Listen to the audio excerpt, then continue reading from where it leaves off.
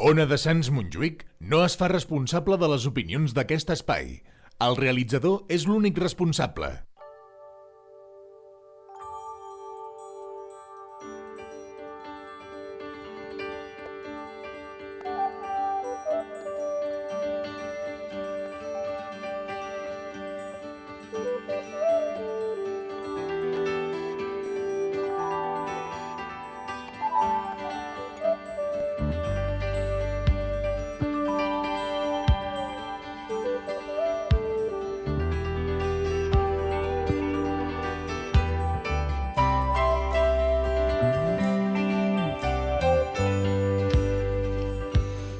Muy buenas noches, bienvenidas todos a Construyendo Relaciones, programa número 14 de su primera temporada, aquí en Ona de Sants Montjuïc en el 94.6 de la frecuencia modulada y a través de su página web www.onadesans.cat.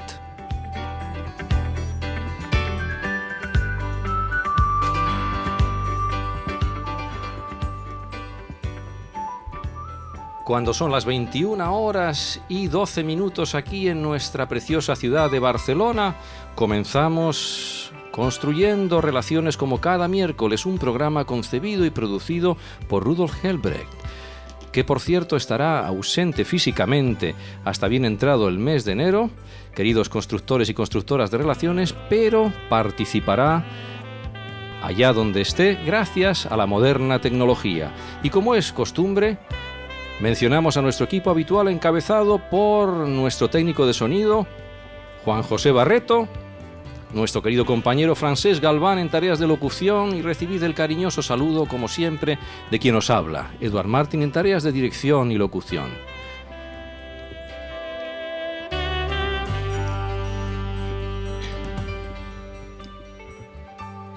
El tema de hoy es sumamente sugestivo y con toda seguridad concitará no solo el interés, sino algo más que ello, porque es una mirada interior. Vamos a hablar de biodescodificación, esa mirada interior que seguro que os va a suponer un paso adelante en autoconocimiento y en haceros esa serie de preguntas que tan acertadamente nos hacéis llegar a través del correo de Construyendo Relaciones. Y sin más preámbulos, vamos a presentar a nuestras invitadas en la noche de hoy, Andrea Durkop y Pilar Benítez.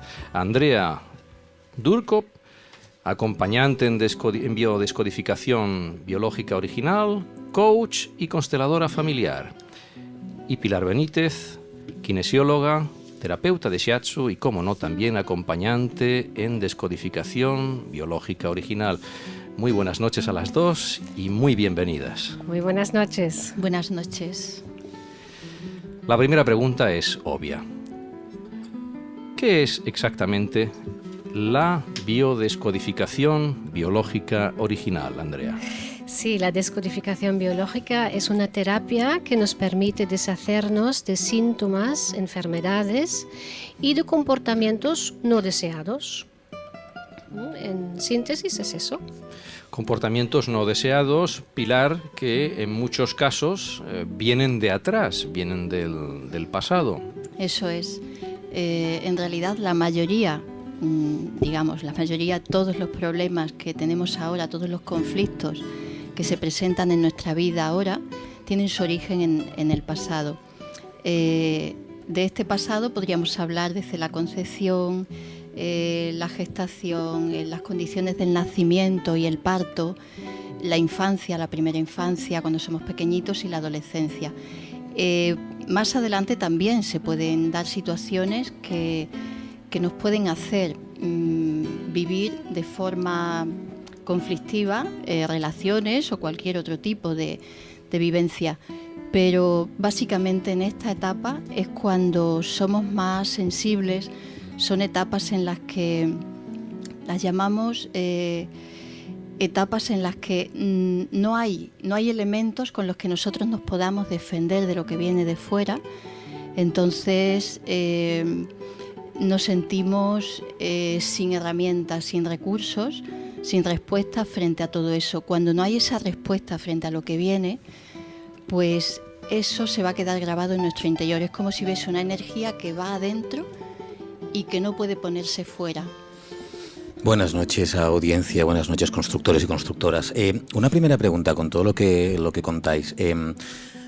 Antes de empezar a hablar de cómo solucionarlo, pensemos un poco en cómo preverlo, ya que estáis hablando de las primeras infancias con los niños y tal. ¿Qué diríais? 4 o 5 trucos, consejos que podríais dar a padres y madres que nos están escuchando a día de hoy, ya en estos momentos, para que sus niños menores de 7 años no puedan llegar a tener que biodescodificarse en un futuro? Yo diría que los padres tendrían que dejar que el niño se exprese. Esto es lo más principal en la descodificación, porque todo lo que no se expresa se imprime en el cuerpo. Entonces, todos los malos momentos que podemos vivir en la infancia, en el colegio, con los compañeros, con los padres, con los abuelos o con los profesores, pues nos pueden afectar. Que si nos descalifican, que nos dicen que lo hemos hecho mal, que muchas cosas que nos pueden pasar, ¿no? Entonces allí, si dejamos al niño, si le escuchamos y le decimos, oye, ¿qué te ha pasado? Explícame, ¿no? Entonces esto ya gana muchísimo, porque significa que no se imprime el shock. Tan importante El shock tan importante que ha vivido este niño, donde sea, en la calle con una paliza con los compañeros o en el colegio con el profesor o con alguna trastada que le han hecho, ¿no? Entonces los padres tienen un gran papel en escuchar a este niño y reforzarlo y reconocer todo lo que le pasa y que pueda decir con sus palabras lo que le pasa. Tan importante en la actualidad y en el siglo XXI como lo que es escuchar, que cada vez con las televisiones, radios, etcétera, lo que menos hacemos es escuchar a los que tenemos al lado. ¿Qué otro consejo nos darías, Pilar? Pues otro consejo importante sería hacer que el niño se sienta querido, o sea, ser capaces de transmitir realmente el amor al niño, el cariño. Porque si el niño se siente querido, se va a sentir reconocido y se va a sentir lleno de valor. Y si yo tengo valor, si a mí me hacen sentirme valiosa desde pequeñita, pues voy a ser capaz de agarrar la vida, voy a sentirme con derecho a respirar, a ocupar mi lugar en el mundo, a tener mi sitio, voy a tener una identidad mucho más fuerte. Entonces, esto sería básico, ayudar a que el niño se sienta reconocido y valioso. Si esto no se da, si el niño no recibe esto en estas primeras etapas, lo más probable es que sea un buscador eterno de cariño, de reconocimiento en el exterior. Y es muy duro estar buscando como adultos el reconocimiento del otro, porque no lo hemos podido recibir de pequeñitos en casa. Y quizás ese reconocimiento comienza por precisamente reconocer que el ser que habito es un niño eterno y que ese ser ocupa una casa con varias habitaciones. Con varias o con muchas, depende, pero es importante ese primer paso del reconocimiento, esa mirada al niño que no morirá nunca. No, este niño siempre está en nosotros y hay que cuidarlo, tenemos que tratarlo bien y también darle, el adulto le puede dar el amor a ese niño que en su día no fue reconocido, que no fue amado, que tuvo esos problemas. Entonces nosotros así podemos llegar a ser nuestro mejor amigo, ¿no? ¿Tan espejos somos de nuestros padres? Pues sí, porque es lo que conocemos y vivimos desde pequeños, ¿no? Lo vemos como se quieren nuestros padres o como no se quieren, cómo se pelean, cómo se comportan de una manera en todos los sentidos, con el dinero, con los vecinos, con muchísima gente, y es lo que imprimimos, lo que vemos, y más adelante lo hacemos igual o lo opuesto.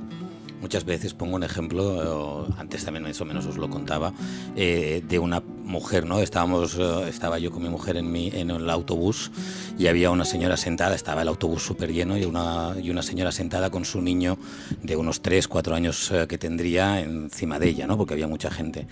Y como nos dimos cuenta al fijarnos que el niño le estaba pegando a la madre, diciéndole como papá, no le daba fuerte ni mucho menos, y tampoco gritaba, pero sí que la mujer pobre no sabía cómo ponerse, escondiendo al niño y quitándole los brazos y parándole los brazos, pero como el niño le iba pegando a la madre, diciéndole, mira como papá, mira como papá. Ya se ve lo que pasa en la familia, ¿no? No hay que ser un gran psicólogo para ver eso. Sí. Así que niños pequeños ya imitan lo que hacen los padres. Somos de pequeñitos grandes imitadores, porque en casa nuestro mundo son nuestros padres. Es lo que conozco. Entonces, mi modelo del masculino, mi modelo de hombre va a ser mi padre, mi modelo de mujer va a ser mi madre. Y esto lo voy a llevar toda la vida. Van a ser como arquetipos, como esquemas con los que yo me voy a mover siempre. Entonces, si yo en casa veo que hay peleas, si veo que mi padre maltrata a mi madre o la insulta o no le da el lugar, pues ¿qué voy a grabar? Voy a imitar la misma posición, la misma postura que hace mi padre, o voy a irme al extremo contrario. Si soy, por ejemplo, una niña, ¿qué voy a hacer? Voy a imitar lo que hace mi madre, o sea, voy a ser quizás sumisa y quizá en el futuro voy a traer a hombres que me maltratan. En el fondo atraigo esto para poder sanarlo, porque es una forma de poder poner a flote las heridas que yo llevo de atrás, para sanarlas, ¿vale? Otra posición sería, en lugar de imitar a la madre, pues me voy a posicionar más en masculino. Como yo he percibido que los hombres son una amenaza, pues voy a evitarlos en mi vida. Voy a intentar que no entren a formar parte de mi vida. Y o bien no mantengo relaciones, no quiero relaciones con hombres, con una pareja, o bien lo que hago es ponerme en la posición contraria, es decir, voy a maltratarlo yo a ellos. Voy a ser yo la maltratadora de hombres y entonces voy a atraer a hombres que se dejen maltratar y va a surgir otra vez toda la problemática. Y también podríamos decir, nuestra pareja es nuestro mejor maestro. Es nuestro entrenador personal. Nuestro entrenador personal que lo digo mucho en terapia. Si pensamos un poquito, nuestra pareja, ¿a quién se parece? A mi madre, a mi padre, quizás algunas veces a mi madre, otras veces a mi padre. ¿Y qué es lo que más me molesta en la pareja? Y ahí está otra vez el regalo que podríamos descodificar o sanar. En definitiva, se trata de ser muy conscientes de que hay determinados patrones que son somatizados y otros son adquiridos por imitación. Pero hay un paso más allá, y es el de la herencia. La herencia de todos aquellos momentos inconclusos que vienen de atrás, no solo de nuestra propia vida, sino de un antepasado o ancestro. Eso es exactamente, porque no solamente nos marca lo que nosotros hemos vivido en nuestra trayectoria desde que somos gestados hasta ahora, sino que hay un tipo de memoria que viene de las vivencias de nuestros ancestros. Es decir, situaciones, vivencias que han tenido ellos y que las han vivido de forma dolorosa, para las que no han tenido una solución, no han encontrado una salida. Vamos a poner un ejemplo. Imaginemos a una señora, una bisabuela, que está enamorada de un hombre, pero no la dejan casarse con ese hombre, porque los padres, por intereses económicos, la obligan a casarse con otro. Esto se hacía mucho antes, en generaciones anteriores. ¿Qué puede pasar aquí? ¿Qué se puede grabar? ¿Qué se puede quedar grabado en esta mujer? Pues seguramente la creencia, la vivencia de el amor que yo quiero es imposible. Si ahí no se encuentra una solución, esto se queda como una herida y la vive así toda su vida, hay como una especie de estrés que se genera en el árbol. Ese estrés va a tender a encontrar una salida. ¿Cuál es la salida de nuestro árbol genealógico? Todo lo que viene de atrás va a encontrar la salida a través de los descendientes, de manera que pueda aparecer con el tiempo un hijo, un nieto, alguien con quien esta señora está relacionada por motivo de fecha de nacimiento, fecha de muerte, por nombre, por parecido físico, por parecido de carácter, y que va a ser el heredero de aquella problemática. Va a ser el encargado de solucionar aquella problemática, de manera que sin comerlo ni beberlo, este descendiente se va a encontrar con que vive las relaciones de manera difícil, como que el amor que yo quiero no puedo conseguirlo. Y esto lo trabajáis en las constelaciones familiares. Sí, bueno, nosotros en Descodificación hemos cogido conceptos de las constelaciones familiares, Cuéntanos un poco. las hemos incorporado y bueno, trabajamos mucho el tema de los ancestros, como ha comentado Pilar, como por ejemplo en este caso, ¿no? El amor que yo quiero es imposible, pero también podría ser algún abandono que ha vivido un ancestro, una abuela que ha sido abandonada por su pareja, luego se presenta en otra generación, que por ejemplo en un nieto que también siente, o sea, vive ese abandono a través de una pareja. Si no, o sea, si es un hombre, pues la abandona su mujer. Un día ya no está, ha cogido sus cosas y se ha ido. Así que es una repetición. Entonces lo que hacemos es sanar las repeticiones a nivel ancestral. ¿Cómo sois capaces de identificar esta parte ancestral? Ancestral. Perdón. Pues esto lo hacemos a través del árbol genealógico con unas técnicas y a través de la sensación. Un poco difícil explicarlo por aquí ahora, pero y pensamos que ¿cómo es que yo tengo esta información en mí? Pero está en mí, ¿no? Si yo tengo este problema, me han abandonado, yo tengo esta información en mí. Entonces vamos hasta a la sensación y miramos el árbol y a través del árbol lo sanamos. Y esta persona ya puede volver a tener pareja, una pareja estable, ser feliz.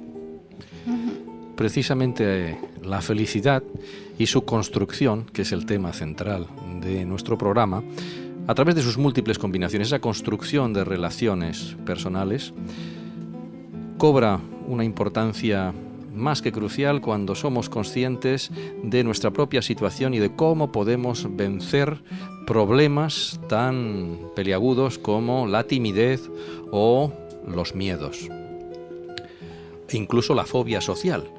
Algo que, gracias a este enfoque biológico y también complementario, porque es algo que quisiera resaltar en este momento, que la biodescodificación es una terapia complementaria, no excluyente de otras vías o tratamientos de carácter médico o psiquiátrico, psicológico, que evidentemente tratan de conformar un todo favorable a la sanación de la persona. Exacto, es totalmente complementaria a lo que es la medicina y también la psicología, porque lo nuestro es biológico, miramos el cuerpo. Entonces, lo que has comentado de la fobia social, por ejemplo, si es una persona que no se atreve a ir a ningún sitio, siempre se queda en casa, hay personas así. La descodificación pues, puede ayudar a hacer que la persona sea más sociable, ¿no? Y que se sienta bien en compañía de los demás. Una persona tímida, por ejemplo, que tampoco se atreve o no encuentra pareja porque tiene esa timidez, pues puede vencer sus miedos a través de la descodificación y al final pues tener amistades, encontrar pareja, ¿no? ¿Cuál es la parte más importante para vosotros dentro de lo que es el tratamiento? He visto y de lo que he leído sobre vosotras habláis mucho de lo que es la comunicación, lo que es la verbalización de las cosas. Incluso, y nosotros cuando hacemos nuestros cursos de formación fomentamos mucho el tema de la comunicación.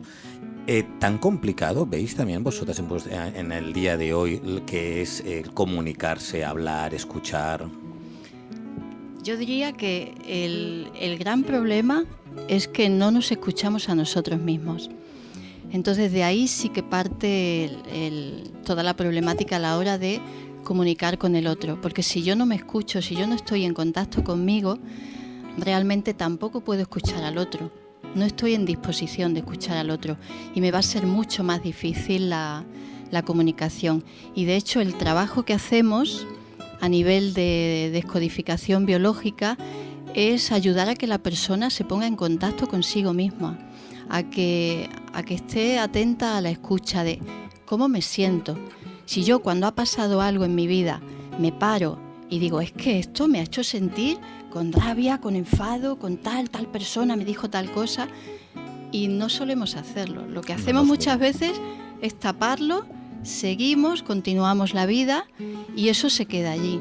Entonces, si no me escucho, no estoy en contacto con lo que me pasa, y si yo no pongo una solución a eso en el exterior, lo que va a pasar es que la va a poner mi cuerpo. Por eso en descodificación biológica decimos, nos apoyamos en la biología porque todo lo que no expresamos se va a expresar en mi cuerpo.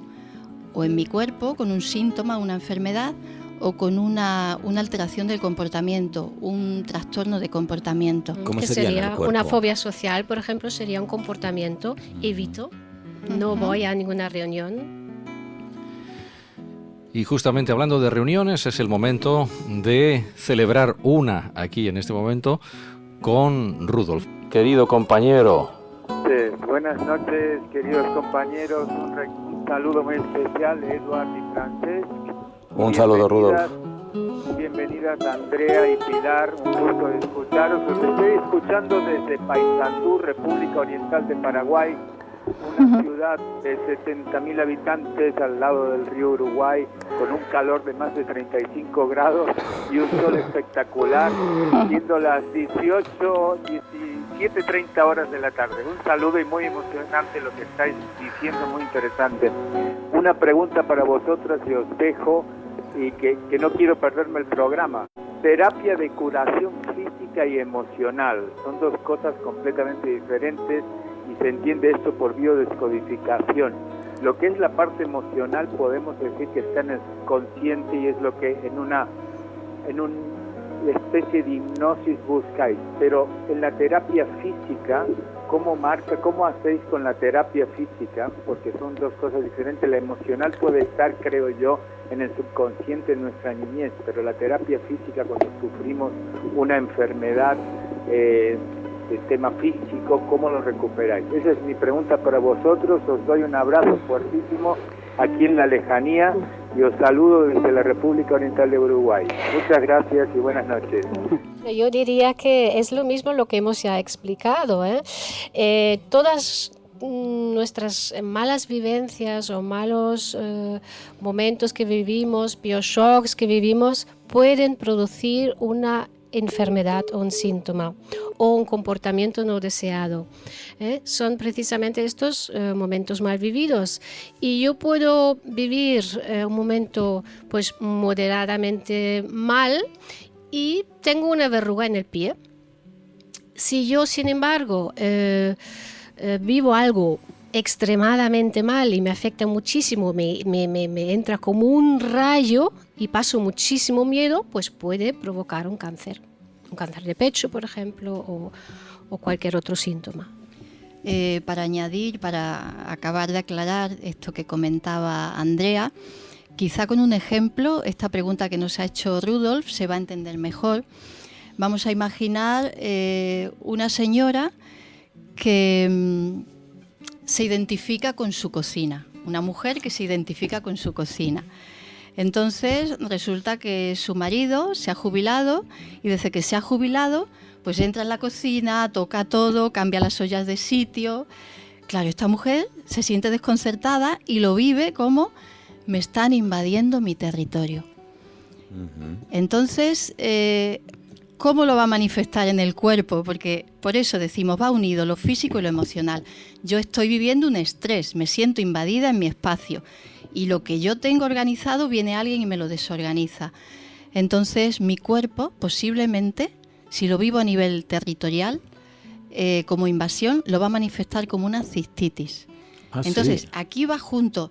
Veréis que más adelante pondremos más ejemplos, porque esto es lo interesante de la descodificación. Todo, desde el infarto, una bronquitis, asma, todo va a tener una correlación con un aspecto emocional, con una vivencia traumática que he tenido.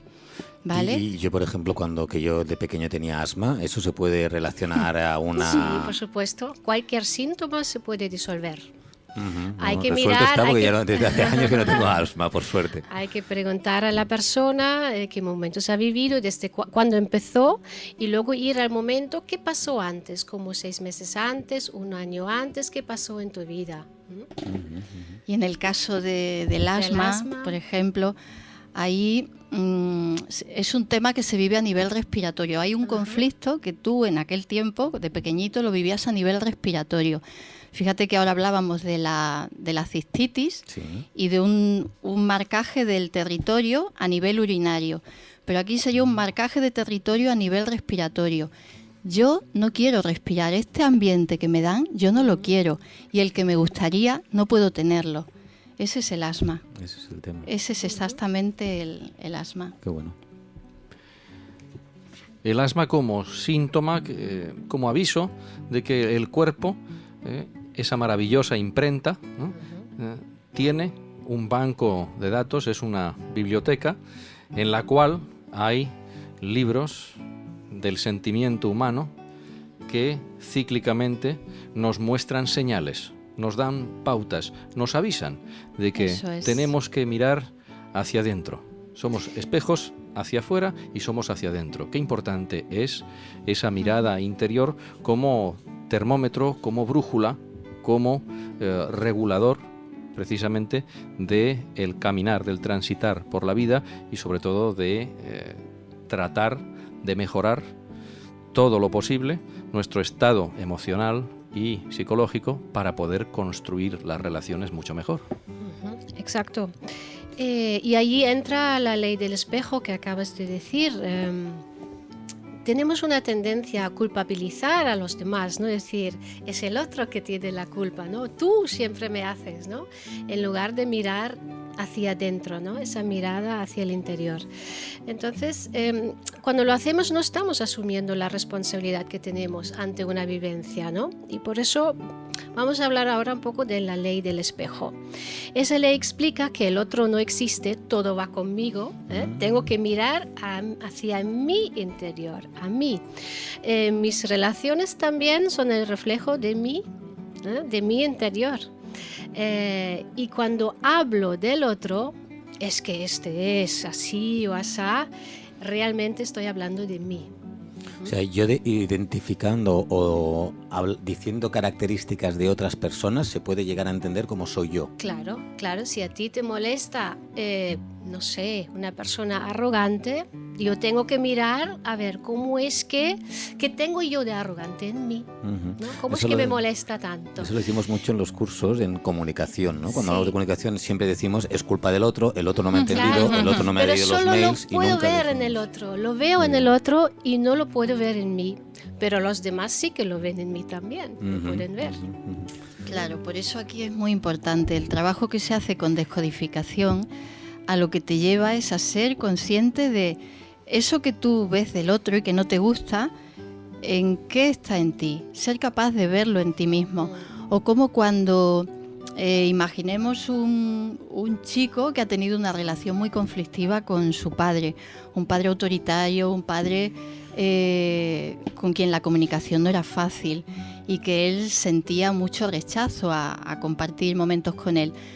Como a lo largo de la vida, cuando él empieza a trabajar, se le empiezan a repetir jefes autoritarios, jefes con los que la comunicación es muy difícil. Se está poniendo de manifiesto toda la misma problemática que tenía con su padre. O sea, la vida, a través de experiencias, le hace un reflejo de lo que él lleva dentro, del mensaje que lleva dentro. La relación con el padre, jefe, es conflictiva, es difícil. Total. Me genera rechazo. En definitiva, no debemos olvidar que hay un efecto espejo y un efecto boomerang. Eso Exacto, es. exacto. Sí, sí. Y además me encanta que habláis de este tema porque nosotros también en los cursos siempre hablamos de ser conscientes y aquella cosa que nadie es consciente literalmente, en el cual 12%, siempre se dice, ¿no? Un porcentaje mínimo, un 10%, un 12%. 12, un 88, sí. 12,88, ¿no? 12% somos conscientes de nuestros actos, somos conscientes de lo que hacemos, de lo que hablamos, de lo que decimos, y el 88% de nuestro tiempo durante el día hacemos cosas de manera inconsciente. Automática, totalmente. Y eso la gente no lo entiende, la gente no lo ve y por eso no es consciente, volvemos a la redundancia, de las cosas que hace, ¿no? Y de los hechos que realiza. Claro, es como un iceberg, ¿no? Imaginemos a un iceberg que está flotando en el agua y solo vemos la punta del iceberg, que es un 12%, y todo el resto que está abajo es el 88%. Y nos dirige totalmente. Y nosotros, si no tenemos el cuidado necesario, somos el Titanic. Pues sí, prestos, evidentemente. prestos a chocarnos y Eso en algunos es. casos a hundirnos, sobre todo emocionalmente. Eso es, pero también a mí me gustaría añadir aquí que esto es porque hay una parte que no se nos ha enseñado a cultivar, no se nos ha enseñado a escuchar lo que sentimos, no se nos ha enseñado a estar atentos a lo que pasa en el interior. Entonces nos enseñan lo que es correcto, lo que está pautado como lógico, como normativo, de manera que eso es lo racional, o sea, lo que se potencia en el mundo en que vivimos es la parte racional. El 12%. Sí, lo que yo puedo controlar, o sea, hago esto para conseguir esto y entonces tendré aquello. Y nos estamos perdiendo la perla de lo que somos. Y tan de moda que está últimamente la meditación, ¿nos ayuda realmente a ser más conscientes de nosotros mismos? Claro, a través de la meditación sería una forma de entrar más en contacto con quienes somos, con lo que yo quiero. ¿Qué es lo que yo quiero de verdad? Porque a veces preguntas a la gente y sí, yo quiero tener una casa o tener un coche. ¿Qué quieres de verdad? ¿Qué es lo que de verdad, cuando te paras y meditas y te pones en contacto contigo, dices, ¿qué es lo que de verdad me va a hacer feliz a mí? Y a lo mejor no es ni la casa ni el coche, es algo totalmente Pero toda diferente. la comunicación y el marketing que nos vienen, que lo que tenemos que ser para ser buenos Claro, y nos ser quieren mejores es convencer tener de una muchas casa cosas, o tener ¿no? un coche. Estamos bombardeados, sí. Sí. Hay que saber salirse un poco, tener espacio, generar espacios de uno. Sí. Y no estar siempre en respuesta a toda esta avalancha que viene del exterior. Empezando por fomentar una escucha de esa voz interior, porque ese bombardeo exterior quizás en apariencia no nos deja más que una única salida de supervivencia, una rápida huida hacia el interior de uno mismo. Y aprovechando esa ventaja, sería bueno profundizar en que esa huida tiene que tener un componente lejos de ese aprendizaje que nos han impuesto, sino a través de precisamente dejar que fluyan las emociones para que precisamente nos influyan positivamente. Fluir para influir, y en determinados aspectos ese cerrar los ojos y pensar en un momento concreto de nuestra vida,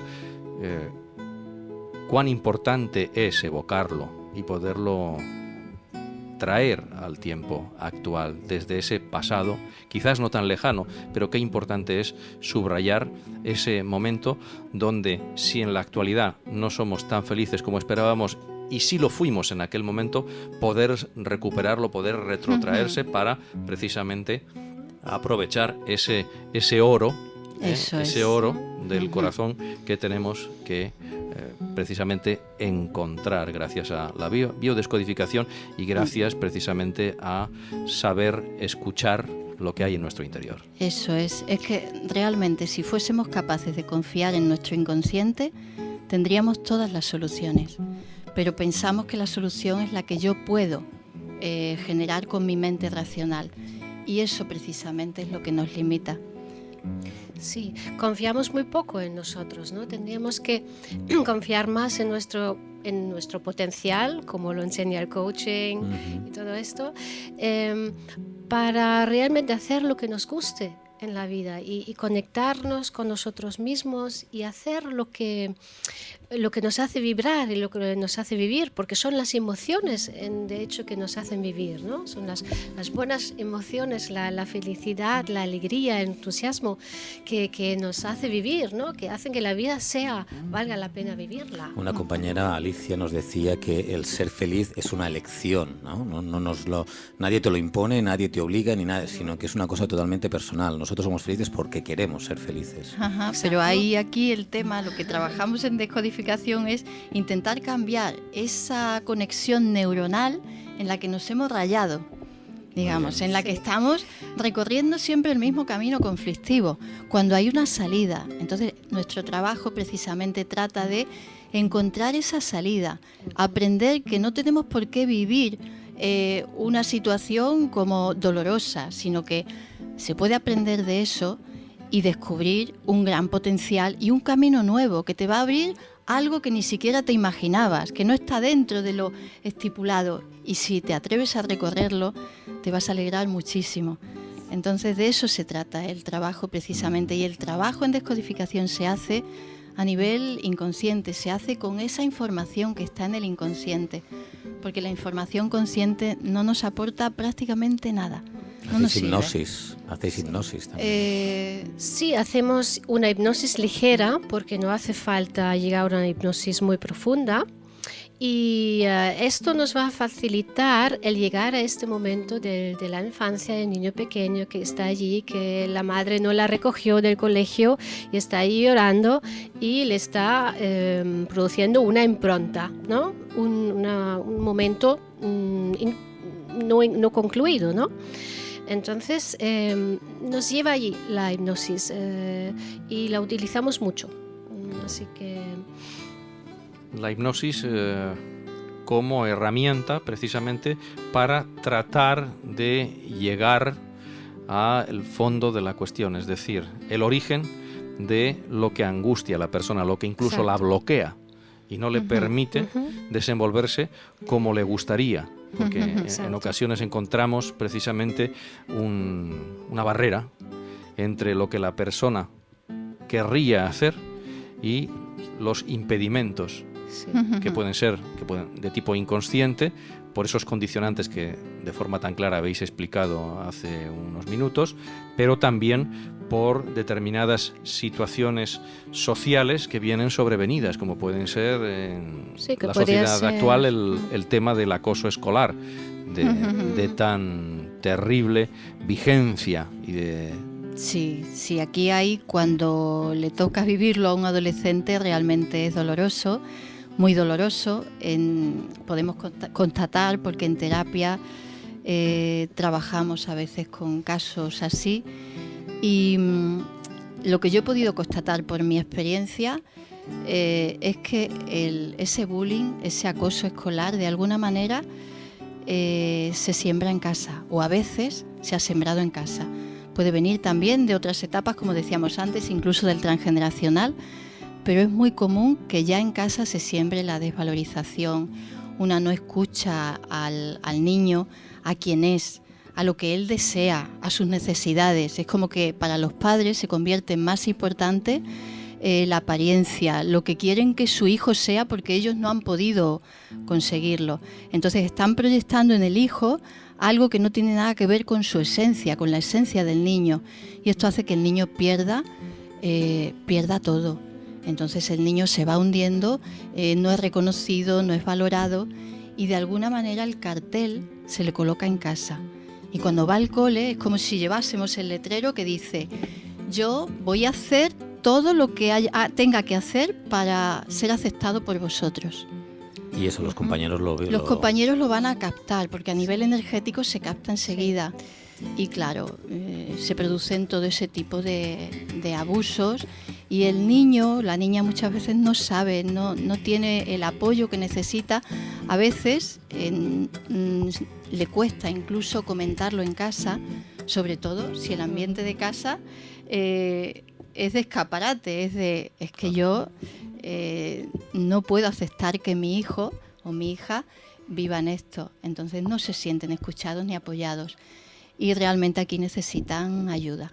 Han hecho una apuesta arriesgada y dramática porque sus hijos parezcan, pero no sean, y que no desarrollen ese ser interior en todo su potencial. Eso es, pero también habría que remarcar aquí que la intención de los padres siempre es positiva.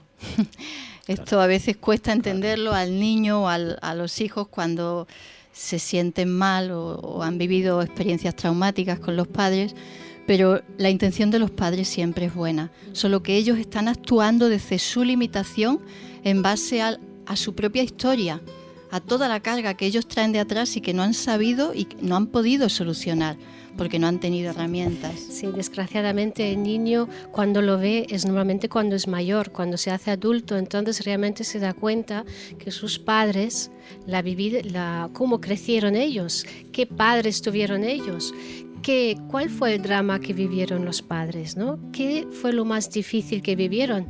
El niño no lo puede percibir, igual el padre lo comenta, pero realmente el niño se hace cargo o lo entiende cuando se hace adulto. Y los medios de comunicación tienen la responsabilidad precisamente de valorar en toda su profundidad unos aspectos tan condicionantes para precisamente ayudar a buscar las mejores soluciones, siempre en favor de la persona. Y según lo que estamos comentando, la importancia que tiene el que la comunidad escolar, la familia y los docentes estén interconectados y profundicen de la mejor manera posible y viable en la raíz del problema es fundamental, porque no se trata de una moda pasajera, por desgracia, sino de un problema que siempre ha estado presente, pero ahora cobra mayor vigencia a través de la rapidísima y fuerte difusión que tiene en los medios de comunicación. Y una cosa que escuché no hace mucho, para solucionar un poco uno de estos temas, entre otros muchos, en Estados Unidos cada vez más en el colegio se están poniendo las asignaturas de inteligencia emocional,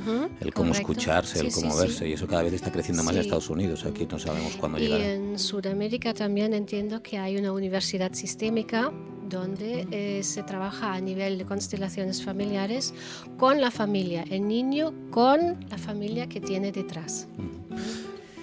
Volviendo, tirando un poco más hacia el mundo más optimista, vemos al paciente, al cliente, al consultante, como me decíais, ¿no? Gente que tiene sus problemas, gente que tiene sus trastornos por temas de la familia, por la sociedad, por lo que le pasaba a los ancestros. Llegamos a la consulta. ¿Cuándo hace el clic esa persona? Y más que cuando lo hace, ¿cómo notáis que esa persona ha hecho el clic, que esa persona ahora ya es diferente? Claro, esto... Pues ahí entra el resentir. Sí. ¿Quieres hablar tú del resentir? Aquí depende un poco. Sí, primero me gustaría aclarar algo, porque depende del nivel. Hay diferentes niveles de profundidad en las que hay que llegar a la terapia, ¿vale? Depende del tipo de problemática y lo grabado que esté. A veces la persona con una simple comprensión de con que yo estoy repitiendo esto porque mi padre también lo hacía y porque lo aprendí. Vale, a veces solamente con esa comprensión, con enganchar un tema del pasado con una problemática del presente, ya se ha solucionado. Pero a veces no.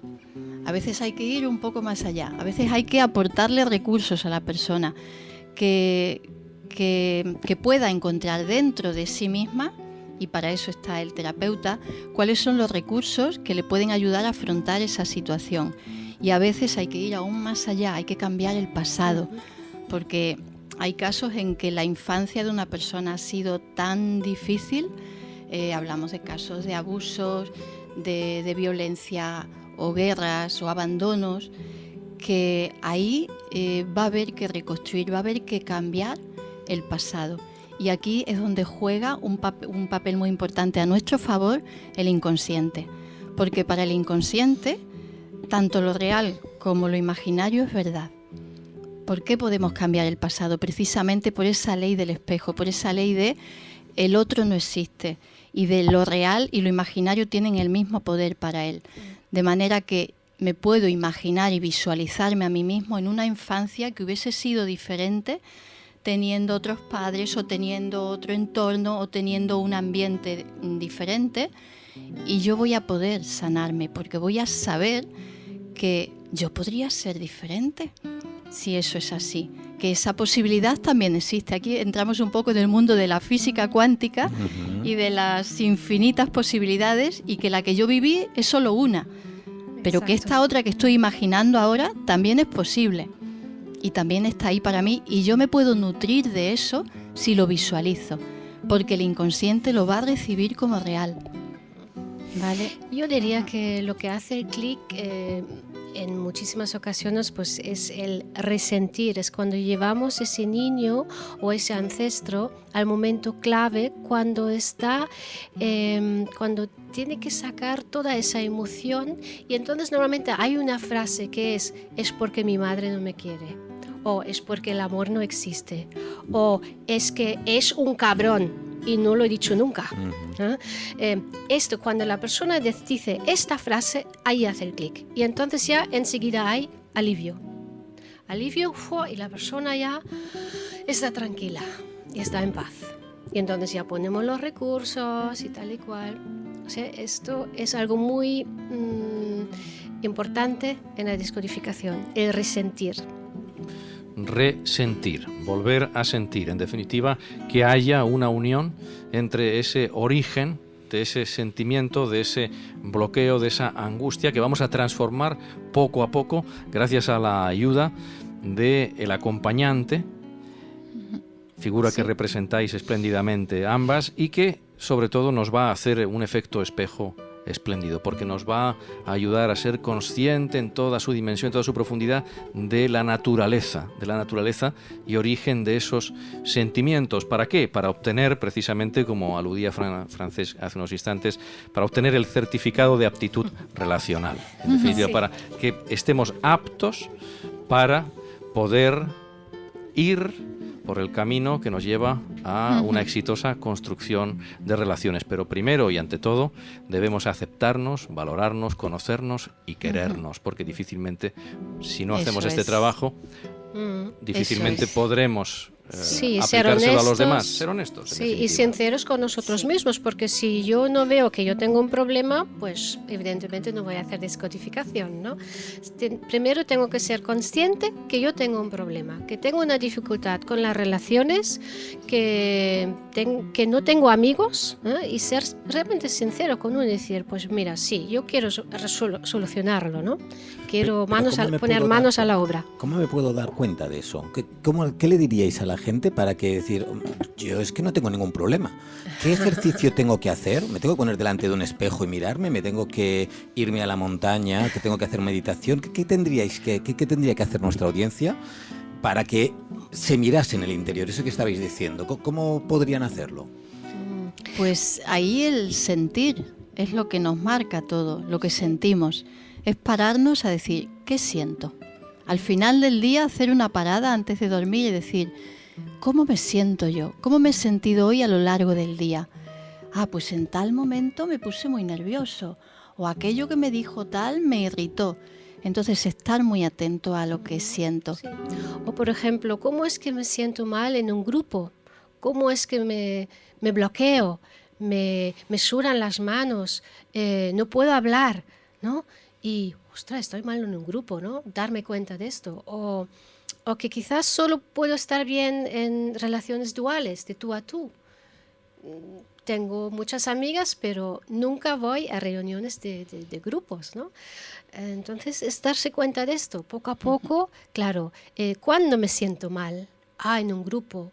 O cuando hablo delante de la gente, ¿no? O cuando me ven, cuando me escuchan.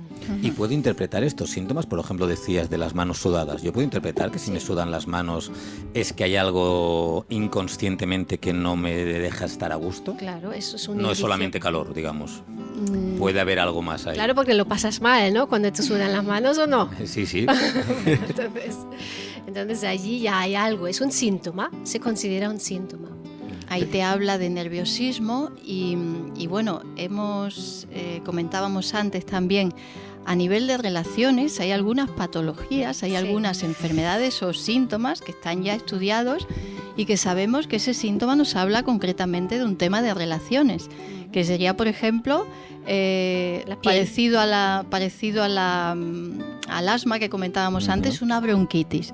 En una bronquitis yo me siento invadido en mi espacio. Entonces lo vivo a nivel respiratorio y lo que voy a querer a través de la mucosidad y la tos es echar al otro, porque yo no quiero respirar ese aire, el aire que está respirando también esta otra persona.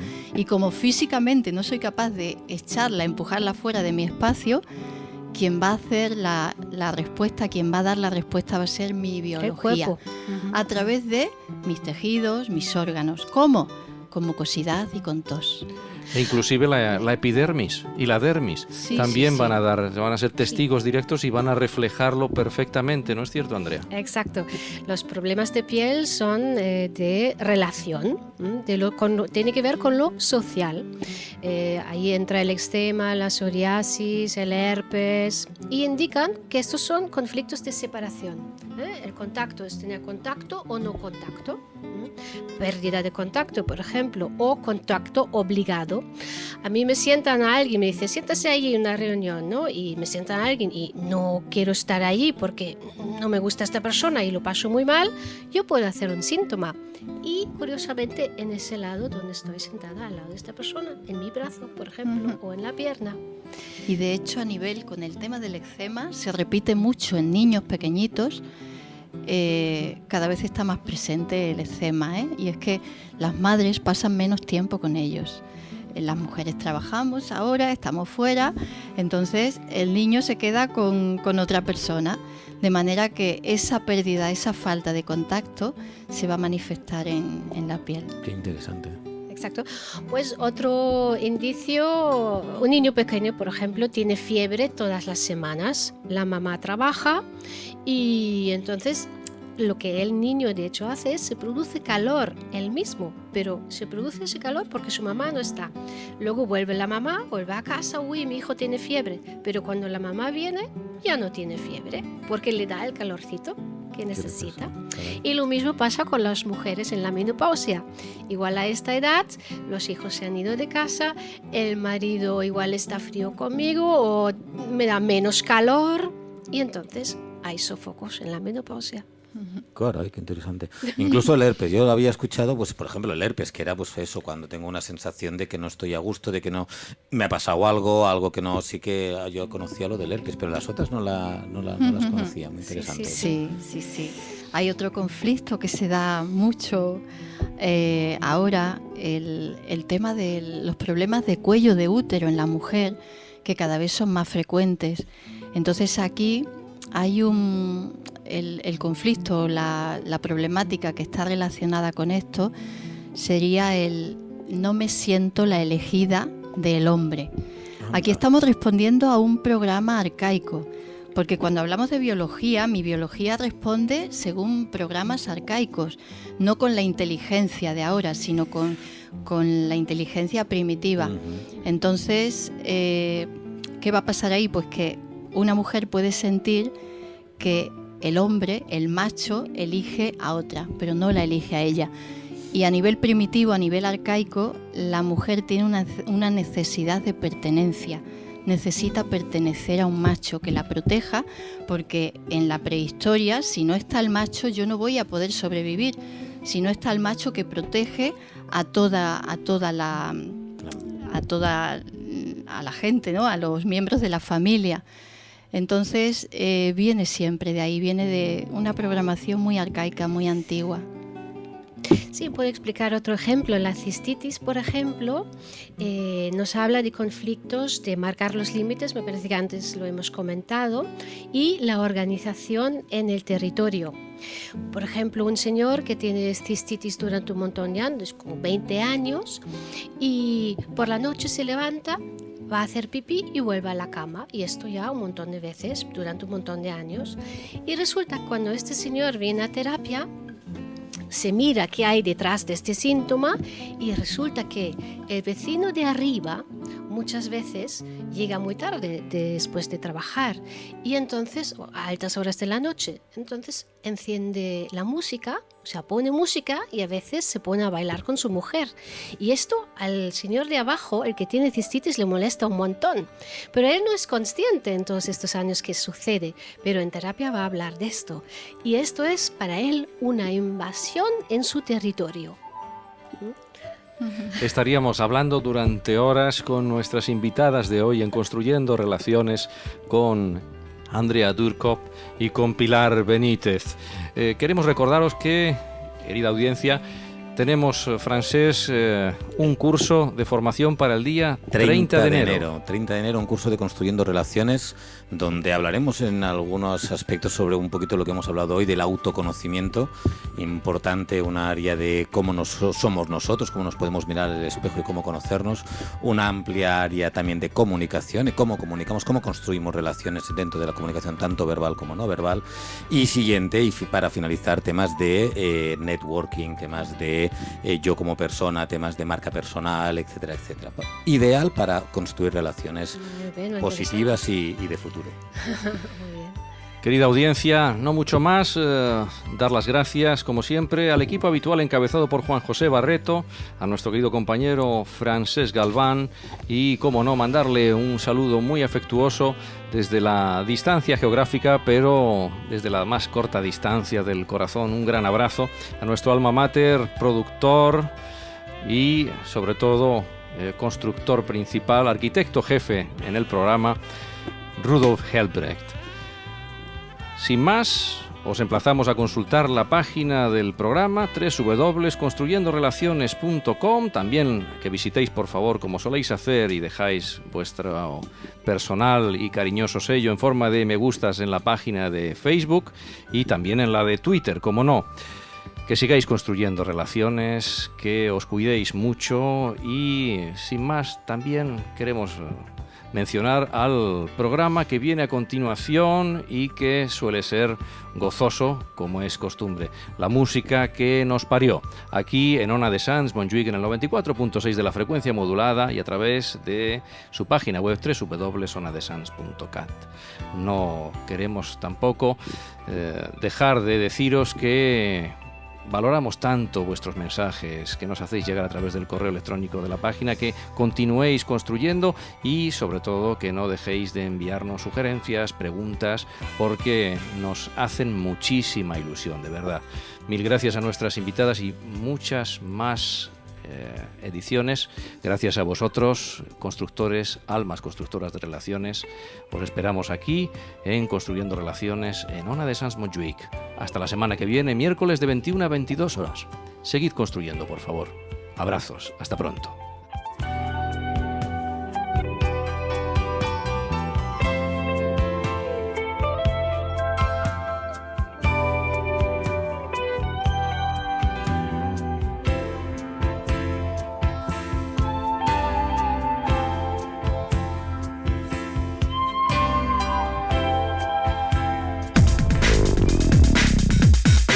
La ràdio de Sants Montjuïc també està a les xarxes. Segueix l'actualitat de la nostra ràdio a Twitter, @OnaDeSants, o busca la nostra pàgina a Facebook, Ràdio Ona de Sants Montjuïc. Ona de Sants Montjuïc, 30 anys de ràdio, 30 anys al teu costat.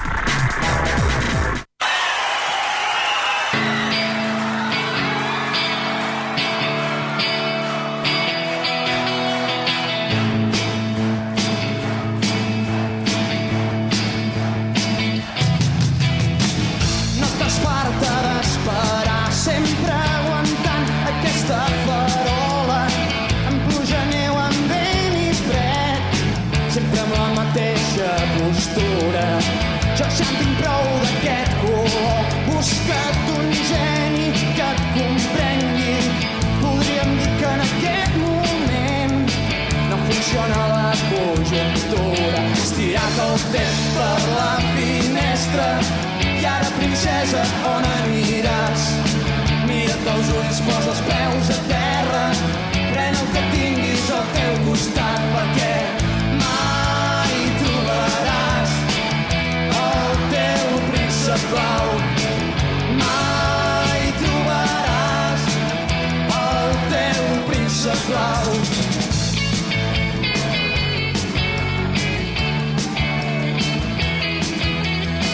Fes un creuer o un viatge llarg, medita un temps a la muntanya, que l'aire pur sempre va bé i clarifica les idees.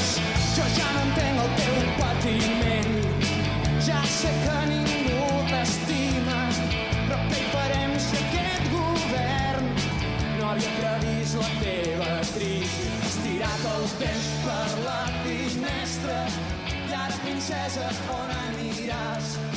Mira't els ulls, posa els peus a terra, pren el que tinguis al teu costat.